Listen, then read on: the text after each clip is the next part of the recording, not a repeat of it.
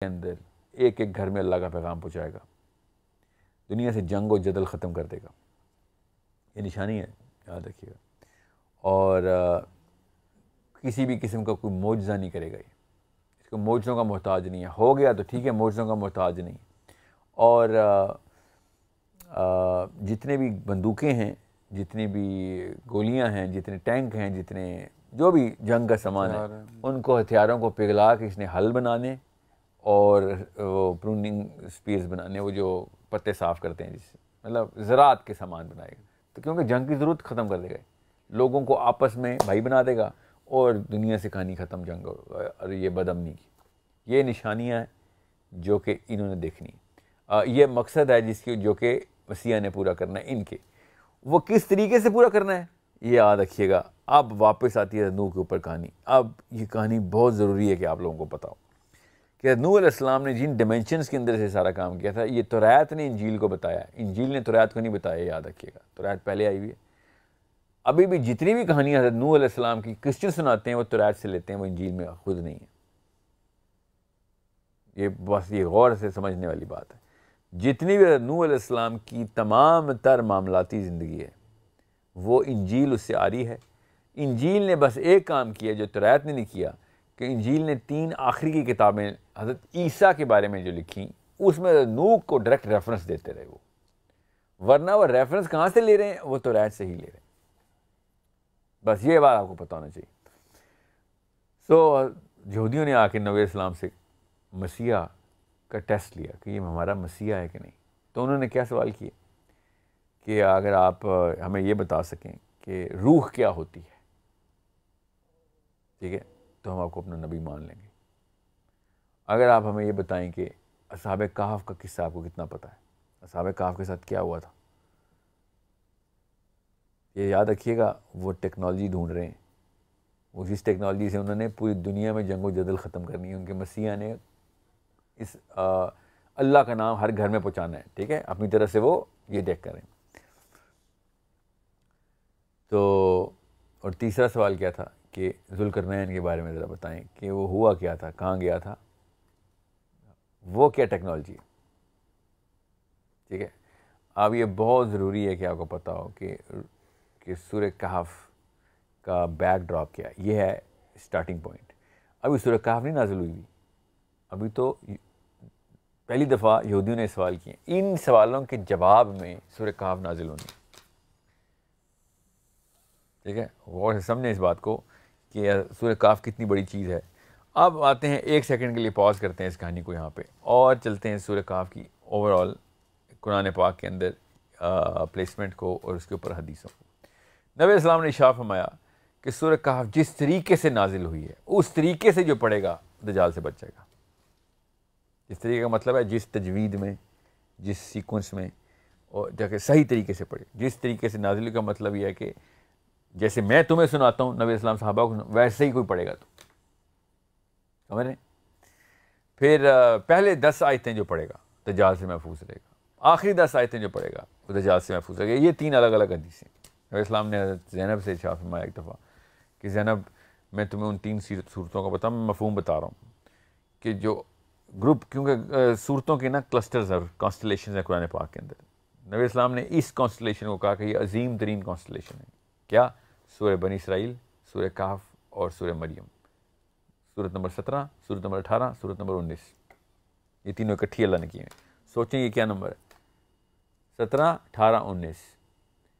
سورہ بنی اسرائیل، سورہ اسراء، سورہ کہف اور سورہ مریم. پھر دوبارہ بتاتا ہوں، نام بدل کے بتاتا ہوں. اہل یہود کی صورت سورہ بنی اسرائیل، سورہ کہف، اور کرسچنز کی صورت سورہ مریم. ٹھیک ہے، بہت اطمینان سے سمجھیں اس بات کو کہ یہ سورہ کہف کی پلیسمنٹ کدھر کی گئی ہے. ایک طرف اہل یہود کا پورا منبع اور ایک طرف اہل نصارہ کا پورا منبع، پورا لیکچر، اور در سینٹر میں سورہ کہف. اور سورہ کہف کا پہلا رکوع کس کے لیے ہے؟ کرسچنز کے لیے.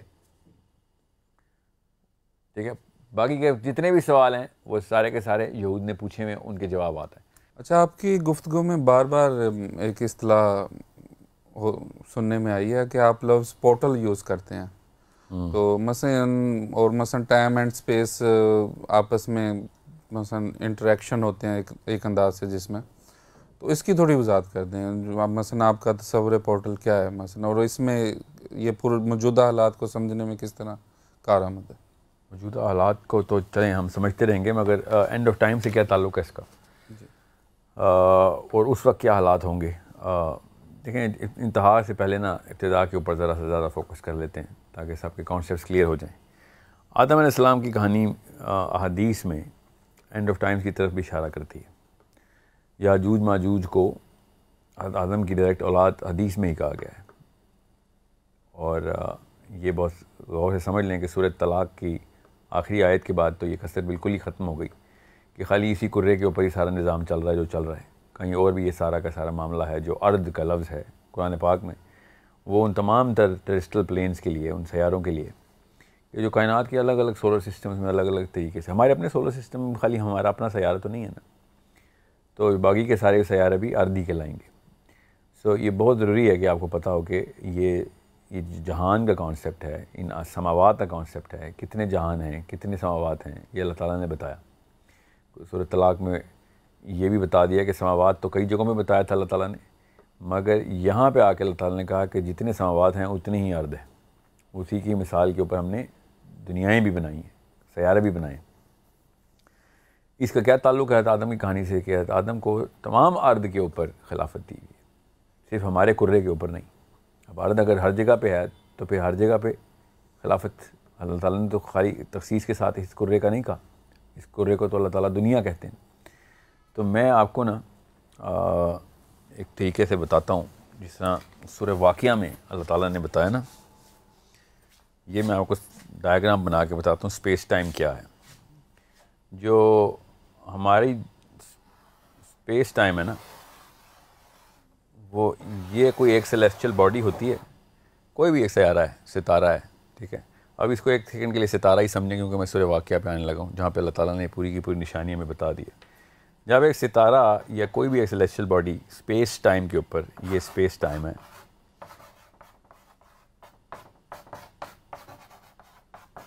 اس کے اوپر اپنا وزن ڈالتی ہے، تو یہ جو کرویچر بنتا ہے نا، یہ کرویچر باقی کی تمام تر چیزوں کو اس کی طرف پل کرتا ہے. اس کو ہم گریوٹی بولتے ہیں، ٹھیک ہے. یہ بات اس کو آپ نے مد نظر رکھنا ہے. میں یہ 2 ڈائمینشنل پکچر بنا رہا ہوں، اصل میں تو یہ ملٹی ڈائمینشنل کرویچر ہوتا ہے. اب سمجھ لیں کہ یہ ستارہ جو ہے نا، سمجھ کے لیں، اب ہمیں سائنس نے بھی بتا دیا کہ ستارہ، اور قرآن پاک نے بھی بتایا ہے بالکل اسی طریقے سے پے در پے بتایا ستاروں کی کہ کیا حالات ہوتے ہیں. تو ستارہ جب اپنا ویٹ، اپنا میس بڑھانا شروع کر دیتا ہے اور اس کے اندر ایک خاص ایلیمنٹ جو ہے وہ اس کی جو ہے نا ڈینسٹی بڑھ جاتی ہے. اب میں اوور سمپلیفائی کر رہا ہوں، میں انگریزی ذرا کم استعمال کرنا چاہ رہا ہوں. تو جیسے ہی اس کا وزن اب بڑھنا شروع ہو جائے گا تو یہ اس کے کرویچر کو اور یہاں سے لے کے یہاں پہ لے آئے گا. ستارہ اب ادھر آ جائے گا، ٹھیک ہے. اور یہاں سے کرتے کرتے یہ ادھر، جیسے اس کا ویٹ اور بڑھنا شروع ہوگا، اس کا میس ایکومولیٹ ہونا شروع ہوگا، اس کو ہم بلیک ہول بولتے ہیں، ٹھیک ہے.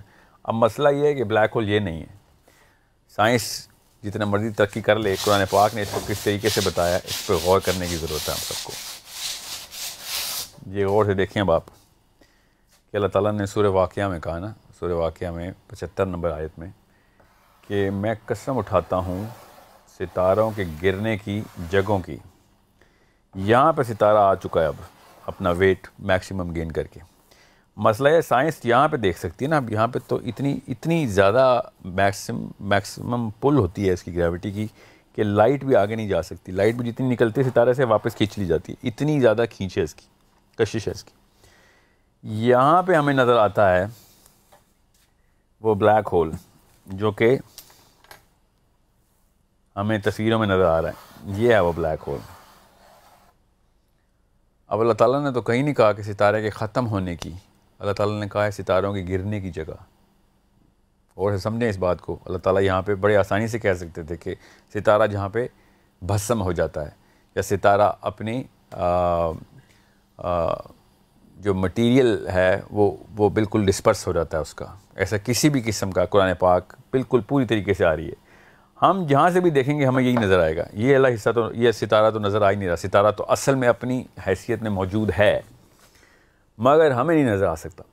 جدھر سے بھی دیکھیں گے آپ, جس مرضی اینگل سے دیکھیں گے, کیونکہ یہ بھی تو خیر 2 ڈائمینشنل پکچر ہے نا, اس کو آپ ملٹی ڈائمینشنل بھی دیکھیں گے تو ستارہ کہیں چلا گیا ہے. یہ پورا کا پورا اس نے یہ کرو بنا دیا ہوا ہے. اور اگر یہ کرو نہ بناتا, فار ایگزامپل یہ ستارہ ختم ہو جاتا, یہاں سے ختم ہو گیا, تباہ ہو گیا, ریزہ ریزہ ہو گیا, تو اسپیس ٹائم کا کرویچر واپس آ جائے گا. اصل میں تو ایسے نہیں آ رہا, کیونکہ یہ بلیک ہول ہمیں بتا رہا ہے کہ ستارہ اپنی پوری کی پوری ویٹ کے ساتھ موجود ہے ادھر. اب اور سمجھیں, اس کا مطلب ہے کہ کوئی سوراخ نہیں ہوا, بینڈ ہوا ہے کچھ. یہ اسپیس ٹائم اتنا میکسیمم بینڈ ہو گیا. اب یہاں پہ جتنے بھی یہ سورۃ طلاق کی تفسیر غور سے سمجھیں, یہ جتنے بھی ریلمز کراس کر رہا ہے, یہ سورہ ملک بتا رہی ہے ہمیں کہ یہ تمام تر سماوات کو کراس کرتا ہوا نیچے تک جا رہا ہے. کہاں پہ جا رہا ہے ہمیں بھی نہیں پتا. یہ اللہ تعالیٰ نے بتایا کہ اگر تم جان لو 76 نمبر آیت میں کہ میں جو یہ قسم اٹھا رہا ہوں یہ کتنی بڑی قسم ہے.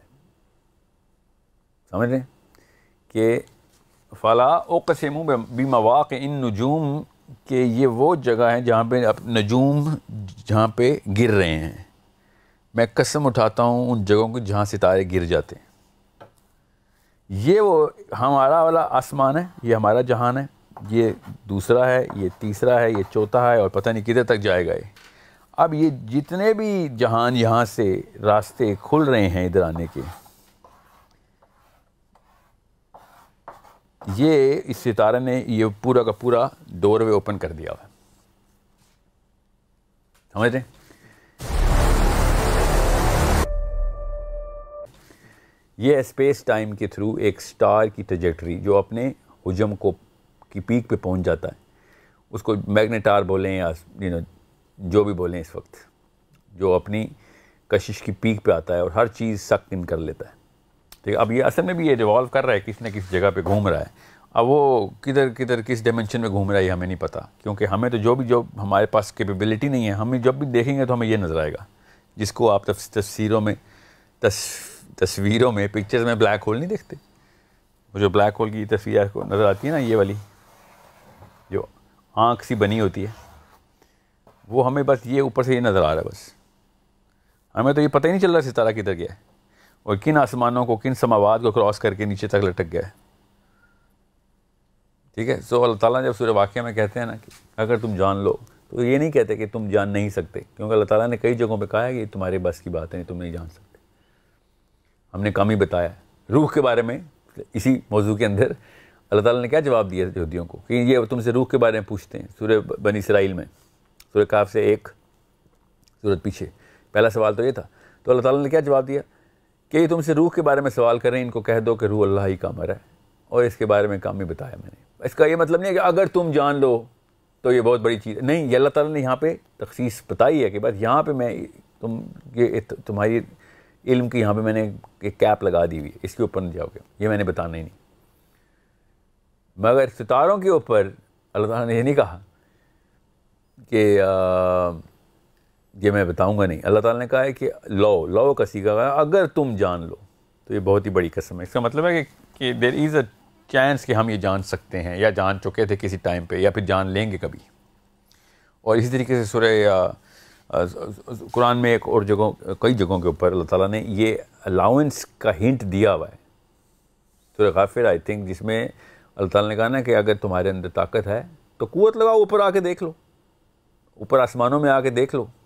پہلے آسمان نہیں, دوسرے میں آؤ, تیسرے میں آؤ, چوتھے میں آ کے دیکھ لو, تمہیں پتہ چل جائے گا سلطانی کس کی ہے, کون ہے اصل میں کرتا دھرتا پوری کائنات کا. تو اس کا مطلب یہ ہے کہ یہاں پہ بھی الاؤنس اللہ تعالیٰ دے رہے ہیں کہ آ سکتے ہو تو آگے دیکھ لو, تو تمہیں پتہ چل جائے گا کہ سلطانی کس کی ہے, کہ آ سکیں گے ہم, کہ کوئی ایسی ٹیکنالوجی ہوگی انسانوں کے پاس یا کسی دور میں رہی ہے یا آئے گی کہ جس میں ہم یہ والے آسمان کو کراس کرنے کی کیپیبلٹی شاید رکھ سکیں. اب یہی میں آپ سے کہہ رہا ہوں کہ ایک ٹائم پہ رہی ہے, اور وہ سائنس اور فزکس کے لاز کے تھرو نہیں رہی, مگر وہ رہی ہے. وہ جس بھی ٹیکنالوجی کے تھرو یہ پورا کا پورا سسٹم اسٹیبلش کیا گیا ہے, ڈسکور کیا جائے گا, وہ پہلے حضرت نوح کے ٹائم پہ، حضرت ادریس کے ٹائم پہ، ذوالقرنین کے ٹائم پہ، اور پھر کیا پتہ دجال کے ٹائم پہ، کیونکہ لگ تو ایسے ہی رہا ہے۔ اب اس کے تھرو میں آسان کر کے آپ کو بتا دوں، معراج کی جو حدیث ہے نا، اس میں پہلے آسمان کے اوپر آدم علیہ السلام کی ملاقات ہونا، دوسرے آسمان کے اوپر باقی کے تمام انبیاء کی اپنی اپنی لسٹ ہے، چوتھے آسمان کے اوپر حضرت ادریس کے ساتھ ملاقات، چھٹے آسمان کے اوپر حضرت موسیٰ، ساتویں آسمان کے اوپر ابراہیم علیہ السلام، یہ سارے کے سارے نبی علیہ السلام سے ملاقات کر رہے ہیں، بات چیت ہو رہی ہے، یہ کہیں نہ کہیں پہ تو موجود ہیں۔ تو سورۃ طلاق پوری طریقے سے اسٹیبلش ہو جاتی ہے کہ ہر جگہ کے اوپر اسی کائنات کے اندر الگ الگ سماوات میں یہ تمام لائف ایگزسٹ کر رہی ہے۔ اب آتے ہیں حضرت آدم علیہ السلام کے اوپر کیوں ہم نے بات کی، کہ حضرت آدم علیہ السلام کے اوپر طبرانی کی حدیث ہے کہ حضرت آدم سا ویٹ ڈریم، اور ان کا سیمن مٹی پہ گرا، جس بھی ارض پہ اس وقت وہ موجود تھے، کیونکہ اس مٹی میں کیپیبلٹی ایسی تھی کہ اس مٹی میں جیسے حضرت آدم کا سیمن گرا ہے، وہاں سے یاجوج ماجوج پیدا ہونا شروع ہو گئے۔ وہ مٹی کے اندر کیپیبلٹی تھی to produce, all it needed was the semen, اور یاجوج ماجوج وہاں سے ایسے پیدا ہوئے۔ اب جتنے بھی لٹریچر مسلمانوں کا آپ اٹھا کے دیکھیں گے، سب کے سب اس وقت کی اسکالرشپ یہ کہہ رہی ہے کہ حضرت نوح علیہ السلام کی اولاد میں سے ہیں یاجوج ماجوج، حالانکہ حدیث ایسی نہیں ہے۔ حدیث یہ ہے کہ یاجوج ماجوج حضرت آدم کی اولاد میں سے ہیں۔ اب عام دماغ بھی یہ کہے گا کہ آدم علیہ السلام تو دنیا میں آئے ہیں، ہوا آدم علیہ السلام کے یہاں پہ ساری کی ساری اولاد، جتنی بھی اولاد رہی ہے یہاں پہ رہی ہے، تو ساحل میاں آپ کہاں سے کسی اور ڈیمنشن سے لے کے آ جاتے ہیں یاجوج ماجوج، کیونکہ ہے تو آدم کی اولاد ہی، تو ہاں آدم ہی کی اولاد ہیں۔ تو حدیث نے ہمیں بتایا ہے کہ اسی لیے میں نے آپ سے پوچھا تھا نا کہ آدم علیہ السلام کو آپ کے دماغ میں کیا تصویر بنتی ہے کہ آدم علیہ السلام جنت سے نیچے کیوں آئے، کیسے آئے، کیسے، کس، تو ہمیں تو پتہ ہے آپ کے راستے تو ہیں، کیسے استعمال کرنے ہیں یہ تو ہمیں نہیں پتہ، مگر ہیں تو صحیح۔ فزکس کے تھرو استعمال ہو سکتے ہیں تو نہیں، ابھی تک کی فزکس کو تو نہیں پتہ کہ راستے کیسے استعمال کرنے ہیں، ٹھیک ہے۔ اب رہی بات یاجوج ماجوج کی کنجی کہاں سے کھلے گی، حضرت آدم کی سٹوری میں سے اتنی تو ہمیں چابی مل رہی ہے، دوسری چابی سورہ کہف کے اندر ذوالقرنین کی کہانی سے مل جاتی ہے، کیونکہ وہ یاجوج ماجوج سے ملنے کے لیے ایک خاص طریقے سے اس دنیا کو چھوڑ کے کسی اور ڈیمنشن کے تھرو، اسی دنیا کے اندر سے کسی اور ڈیمنشن کے تھرو 2-3 قوموں سے ملاقات ہوئی اس کی۔ تیسری قوم یاجوج ماجوج کی تھی، پہلی قوم جو تھی اس نے کوئی اور ڈیمانڈ کی تھی، دوسری قوم نے یہی ڈیمانڈ کی تھی کہ ہمیں یاجوج ماجوج جو آگے قتل کر رہے ہیں۔ تو وہ کہاں گئے تھے ذوالقرنین؟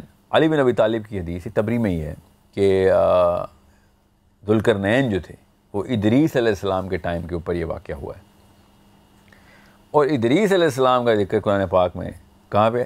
سورہ مریم میں، سورہ مریم سورہ کہف کے بعد ہے، اور ادریس علیہ السلام کا کیا ذکر ہوا ہے؟ غور سے سنیں کہ اللہ تعالیٰ نے ان کو اوپر کے ایک مکان میں اٹھا لیا، وَرَفَعْنَا مَكَانًا عَلِيًّا، کہ اللہ تعالیٰ نے ادریس علیہ السلام کو اپنے اوپر کسی ایک مکان میں ٹھہرا لیا۔ ٹھیک، اب ایک باقی کی حدیث کے تھرو پر چلتا ہے کہ حضرت ادریس کا وصال اور انتقال بھی ادھر ہی چوتھے آسمان پہ ہی ہوا، جدھر بھی اٹھایا تھا ادھر ہی ہوا، مگر دنیا میں نہیں ہوا۔ اب تو یہ تو قرآن پاک کے اوپر ایمان لانے کی بات ہوگی نا، یہ کوئی میری کوئی تھیوری تو نہیں کہ ادریس کو اللہ تعالیٰ نے اوپر کے مکان میں اٹھایا، اس کا کوئی اور ترجمہ کر کے دکھا دیں۔ تو پھر کیا کرتا ہے عام دماغ یہ کرتا ہے کہ اللہ تعالیٰ نے ان کا درجہ بڑھا دیا۔